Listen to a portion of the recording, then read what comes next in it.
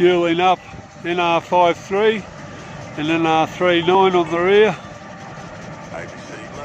of 4 MP7 express freighter at Cook before we head off to Cal. Can't see right down there. Just looking around Cook overnight. Fuel looking back over towards the barracks where we sleep. We sleep in humpies behind that. That's the kitchen lounge room set up there, and rooms at the back.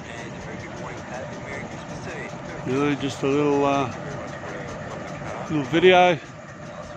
NR53 on the lead. They need 7,000 and 7,200 litres put into each loco.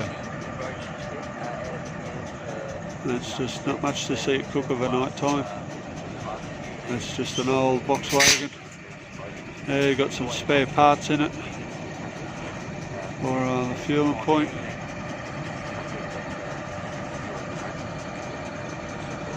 It's going to be my home office for the next 8 or 9 hours.